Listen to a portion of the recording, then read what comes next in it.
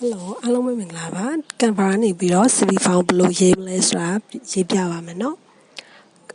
Play Store ကနေပြီးတော့ Canva ဆိုတိုက်ပြီးရိုက်ပြီးတော့ download ဆက်လိုက်ပါအဲ့မှာ Google လေးနဲ့ဝင်ရပါတယ်เนาะဒါက Google နဲ့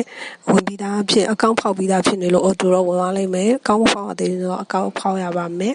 အဲ့နေပြီးတော့ဝင်သွားလိုက်ဝင်ပြီးတော့ကိုလိုချင်တဲ့ design တွေရောလုပ်လို့ရတယ်เนาะ video editor photo editor video တွေအကုန်လုံးလုပ်ရပါတယ်အခုကတော့ CV file လေးလုပ်ပြမှာပါအဲ့မှာဆိုရင် resume ပေါ့နော် resume မှာcreate blank ဆိုပြီးတော့ရွေးလိုက်မယ်ပြီးတော့ခါကျတော့ကိုတိုက်နှစ်တက်ရ template ကိုရွေးလို့ရပါတယ်ဒါတော့ပေါ်ဆုံးက template လေးကိုပဲရွေးရှင်းရှင်းလို့လဲကိုလေးကိုပဲလုပ်ပြပါမယ်အခုဆိုလို့ရှိရင်နာမည်ကိုပြင်လိုက်မယ်နာမည်တိုက်ပြင်ရိုက်မယ်နာမည်တိုက်ပြင်ရိုက်တဲ့အခါမှာဆိုလို့ရှိရင်ကိုနာမည်ရေးပြီးသွားတဲ့အခါဒီ mic ကလေးကပေါ်ချက်ရှိကလေးကိုနှိပ်ပေးလိုက်ရင်ရပါတယ်အဲဆိုရပါပြီပြီးတော့ဖုန်းနံပါတ်ရိုက်မယ်ဖုန်းနံပါတ်ရိုက်မယ်လို့ပဲဖုန်းနံပါတ်ရိုက်မယ်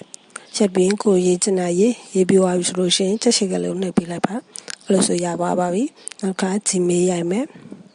Gmail ရိုက်မယ်သူ့ရဲ့ template လေးတိုင်းပဲကိုကတိုက်ပြင်ရိုက်ပြီးနေအောင်ပါပဲကျန်တဲ့အောက်မှာဆိုလို့ရှိရင်လည်း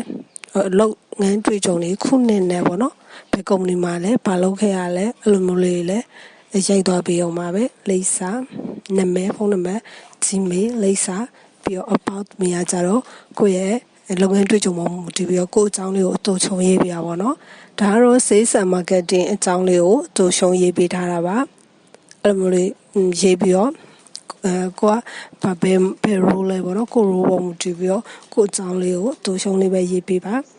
အပြင်လုပ်ငန်းတွေ့ကြုံဆိုလို့ရှိရင်လည်းဘယ်နှခုနှစ်ကနေဘယ်နှခုနှစ်ထိကိုလောက်ခဲ့တဲ့ company တွေအကုန်လုံးတန်းစီရေးလို့ရပါတယ်ပြီးတော့ပညာရေးရှင်းဆိုလည်းကိုတက်ခဲ့တဲ့သင်တန်းတွေ certificate တွေရှိရဆိုရင်လည်းဘယ်နှခုနှစ်လဲအဲ့လိုမျိုးလေးရိုက်ပြီးတော့ဘာကိုတက်ခဲ့ရလဲဘာအကြောင်းအရာသင်တာလဲအဲ့လိုမျိုးလေးလည်းရေးလို့ရပါတယ်အကုန်လုံးထည့်ရေးပေးပါနော် CV ကိုကြည့်လိုက်တိုင်းကိုအကြောင်းအကုန်လုံးသိတော့ပါနော်အဲ့လိုမျိုးရေးပေးလို့ရပါတယ် Okay အဲ့တော့ expert ပေါ့နော်ကိုကပါကိုကျွမ်းကျင်တာကိုရေးပြီး skill ကိုယ့် skill တွေပါရရှိလဲအဲ့လိုမျိုးလေးကိုလည်း person နဲ့ပေးပြီးတော့လုပ်လို့ရပါတယ်ဒါကတော့ color line လေးပေါ့နော်line လေးကို color တင်လို့ရတယ် person ကိုယ့်ရဲ့ဒီ scale ကဒါဆိုရင်ဘယ်လောက် person နေလဲအဲ့လိုမျိုးလေးလည်းရွေးလို့ရတယ် number type ပြင်ရိုက်ပြီးရွေးရတယ်ဟိုလေးလည်းတိုးပြီးရွေးလို့ရပါတယ်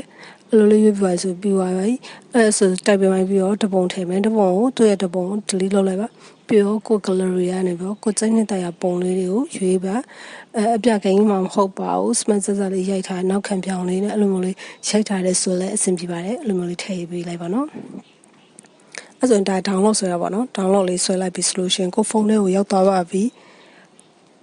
အဲ့လိုလေးဆိုကိုဖုန်းထဲရောက်သွားပြီနော်သူအဲ့မှာဘယ်ကို share မလဲမ share လဲရတယ်ကို share ချင်လဲရတယ်ပြီးတော့ဒါဖုန်းထဲရောက်သွားတဲ့ပုံစံလေးပါအဲ့မှာကိုကလို့တွေလျှောက်တော့မယ်ဆိုလို့ရှိရင် USB ရောပို့လိုက်ရုံပါပဲလွယ်ကူပါတယ်ချစ်စတင်ပါတယ်ပြုတ်ချင်စရာတင်းချစ်လေးပါ